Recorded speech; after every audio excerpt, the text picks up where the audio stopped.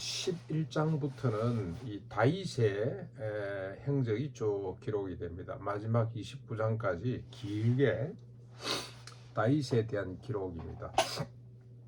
사울은 족보 이야기 잠깐 나오고 그 다음에 어떻게 죽었는지에 대한 이야기가 10장에 잠깐 나오고 나머지 이 역대상에는 전부 다 다윗의 기록이 나옵니다. 그만큼 중요한 인물로 재평가하는 거죠. 역대 지략에도 다윗에 대한 평가가 아주 대단했을 겁니다만은 포로로부터 돌아와서 다시 이 국가를 세우는 입장에서 제일 먼저 하는 제일 중요하게 한 일이 역사를 세우는 일인데 그 역사의 핵심 인물로 다윗을 꼽고 있습니다. 다윗의 신앙과 그의 리더십과 인격을 배우고자 하는 의도이겠죠. 그래서 먼저 어제 본문부터 잠깐 보면 11장 1절로 19절까지 보면 다윗이 어떤 사람인지, 특별히 다윗의 인격과 그의 삶과 그의 리더십과 그의 신앙이 쭉 나오는데, 헤브론에서 왕으로 옹립이 되죠. 장로들이, 국가의 모든 지도자들이 와서 그를 왕으로 옹립을 합니다. 그리고 예루살렘에 와서 또 다시 왕으로 재등극을 하죠. 한 7년 시간이 걸렸습니다. 다윗은 서두르지 않은 사람입니다. 그러나 결코 하나님의 언약을 잊지 않습니다. 늘 하나님의 언약을 믿고 하나님께서 자연스럽게 이루어 주실 때까지 기다렸던 사람이라고 할 수가 있습니다. 내가 기름 부음을 받았으니 내가 스스로 왕의 자리를 차지해야 되겠다 그래서 설친 사람이 아니고 조용히 때가 될 때까지, 모든 여건이 조성될 때까지 하나님의 언약을 굳게 잡고 기다렸던 사람입니다. 그런 반면에 하나님이 언약하신 땅을 차지하는 일에는 지체하지 않습니다. 즉시 차지하는 거죠. 기회가 생길 때마다 하나님 허락하신 땅, 하나님이 언약하신 땅을 차지해서 영토로 삼습니다. 그런데 그 전투도 자기가 그냥 판단하고 결정해서 싸움을 벌리거나 침투하거나 이러는 것이 아니고 반드시 하나님께 묻죠. 하나님, 이 전투를 어떻게 해야 되겠습니까? 심지어는 적들이 먼저 공격을 해와도 하나님 앞에 먼저 묻고 전투에 임했습니다. 그리고 또 하나 우리가 다윗에게 배울 수 있는, 다윗을 이렇게 부하는 이유는 혼자 전투하지 않고 늘 군사를 모았습니다. 그리고 전투에 참여하고 공을 세운 정도에 따라서 지휘관으로 임명을 합니다. 조직을 잘하는 거죠. 그런데 결코 상비군 체제가 아니었습니다. 하나님이 대장이라고 믿기 때문에 일단 전투 상황이 벌어지면 동원을 합니다. 군사를 동원을 합니다만은 전투가 끝나고 나면은 그 조직은 해체가 되죠. 해체가 되고 대신 12지파 중에 한 지파씩만 올라와서 1년에 한 달씩 돌아가면서 근무하도록, 지금으로 말하면 예비군 체제라고 할 수가 있습니다. 그런 체제를 갖추고 있었습니다. 그러니까 전쟁은 하나님께 속했다는 믿음을 갖고 있기 때문에 어떤 사람은 말을 의지하고 어떤 사람은 마병을 의지합니다만은 우리는 여호와, 만군의 여호와 하나님만 의지한다 하고 그렇게 고백한 데서 그 신앙을 확인할 수가 있습니다. 그러나 사람들을 잘 조직해서 비상근 제도입니다만은 잘 조직해서 동원할 수 있는 그런 조직적인 어떤 역량을 갖춘 분이라고 할 수가 있습니다. 그리고 또 재미난 에피소드가 하나 있죠. 자신이 너무 갈증이 심해서 내 목말라 죽겠는데 누가 나를 좀 도울 사람이 없나 그랬더니 부하들이 적진을 뚫고 물을 길러왔죠. 그걸 보고 그 물을 하나님께 바치면서 내가 갈증이 난다고 했더니 죽음을 무릅쓰고 병사들이 이렇게 움직이는구나. 그래서 자신의 불편함을 해결하겠다고 자기를 위해서 타인의 생명을 담보로 삼는 이 어리석은 짓을 다시는 행하지 않겠다고 다짐을 하게 됩니다. 그러니까 이 언약의 백성 한 사람 한 사람의 생명을 너무너무 귀하게 여기는 생명 존중 사상을 갖고 있었다고 할 수가 있습니다.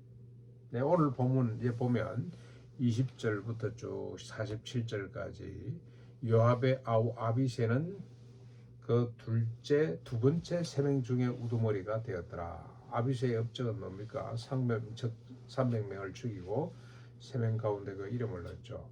그러나 첫째 세명 가운데는 미치지 못하더라. 그의 업적이나 그의 위상들이, 그러니까 다윗은 계급은 아니겠지만 계층을 두고 있습니다. 더 공을 많이 세운 사람, 적게 세운 사람 순서에 의해서 조직을 했구나. 참 공정하다는 생각이 들죠. 그래서 누구든지 국가를 위해, 하나님을 위해, 언약의 백성들을 위해서 희생하고 헌신한 만큼 그 인정을 해주는 자리로서 인정을 받도록 하는 이런 시스템을 갖추고 있다는 걸 우리가 발견하게 됩니다. 22절에 버나야의 용감한 사람으로, 버나야는 세 용사 중에 이름을 얻게 됩니다. 다윗이 그를 시대장으로 삼았더라.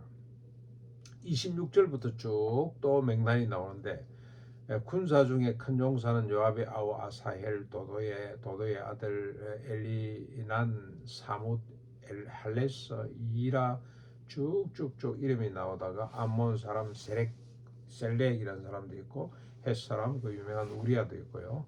그리고 모압 사람 이드마도 있고 쭉 이름들이 나옵니다. 다윗과 함께 하나님의 언약의 나라를 세우고 만들었던 사람들의 명단이 쭉 나옵니다.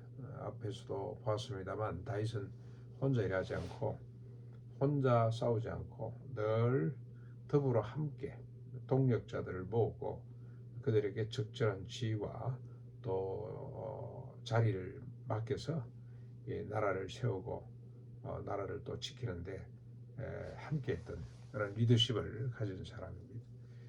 다양하죠. 각 지역 사람들입니다.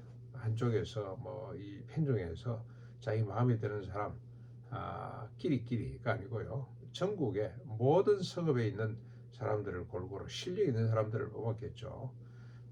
조금 전에 우리가 보았듯이 특징 가운데 하나는 이방인들이 있다는 것. 헷 사람, 모압 사람, 그리고 또 암몬 사람이 있습니다.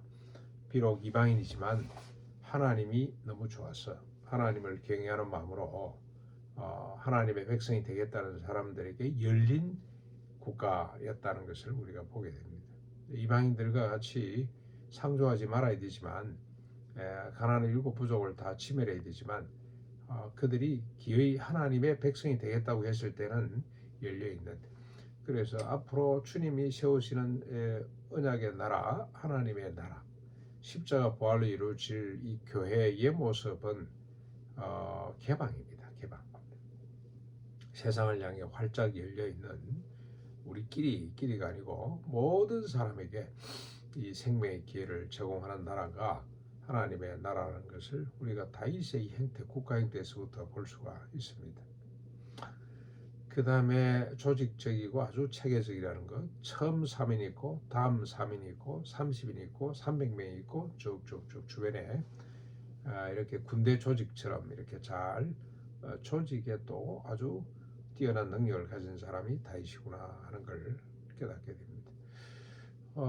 이 지루한 것 같습니다만 한 구절 한 구절 한 사람 한 사람 이름이 다 기록됐다는. 근데 이 사울에게서는 이런 장면을 우리가 잘 볼 수가 없거든요.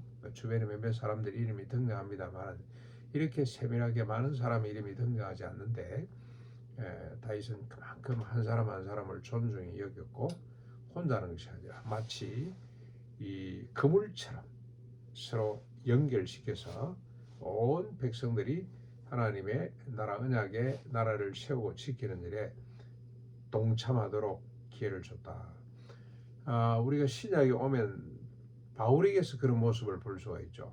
바울 서신에 보면 얼마나 많은 사람들의 이름이 나오는지 모릅니다.